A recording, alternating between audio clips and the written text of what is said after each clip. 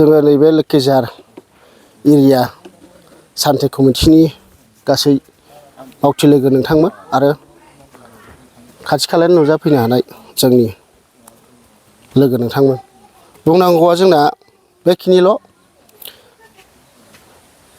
26 तारिखनि जोङो अक्ट'बर 26 तारिखनि जोङो टिकेट हरदोंमोन। जों बेखौ दिनै पस्टपन खालायनो गोनां जादों।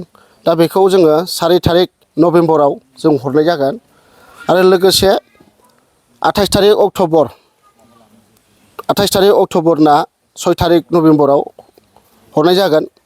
बाराया रबिबार गोलैगोन आरो नैबे 4 तारिखना शुक्रबार। 19 तारिखनिया सोरबाफोर लांखानाय दङ बे 19 तारिख अक्ट'बरनिखौ जोङो 31 तारिख अक्ट'बराव समबारखालि जोङो होनाय जागोन।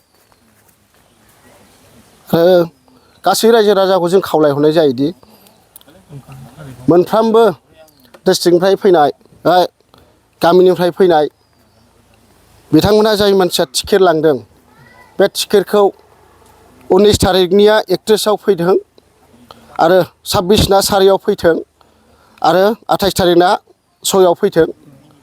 अननानै गासै जोङो कमिटि जानानै मोनफ्रोमबो गामिनिफ्राय नुजाफैनो हानाय बा नुजाफैगोन सानसे लांनो फैगोन बे बिथांमोनहा जोंनि नैबे बुंखानाय थारिख बायदि जाहाथे लोब लोब फैनानै जाहाथे सान्थिखौ आजावफैयो जों बेखिनिखौनो बुंनानै आङो दोनथ'नाय जाबाय। खार'ना बेनो कालि फुजा सिजोन गोलैदों।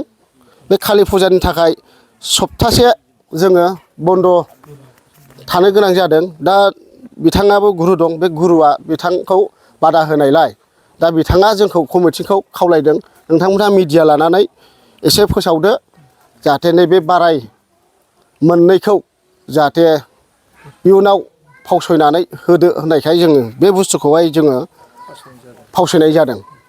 कालि फुजा बायनाय लोगो लोगो जोङो 31 तारिखआव जोङो हरफिननाय जागोन। बाजाज कम्पानिनि गुबुन गुबुन रोखोमनि बाइक सालायनो मोजां मोनग्राफोरनि थाखाय गोजोनथाव खौरां। अदालगुरि जिल्ला रौथायाव थानाय ब्रह्म अट'मबाइल्स बाजाज शोरूमआ लाबोदों नोंथांनो कालि फुजानि दामाका स्पेशेल अफार। खेबसेनो रां होना बायथारनायजों लोगोसे बेयाव फाइनान्सनि सुबिदाखौबो लानो हागोन। खोब खम बेसेनाव एबा 15,000 डाउन पेमेन्ट होनानै नोंथाङा बाजाज कम्पानिनि गुबुन गुबुन रोखोमनि बाइकखौ लानो हागोन। गोबांथार फोरमानलाइसि होनांगौनि गोनांथि गैया।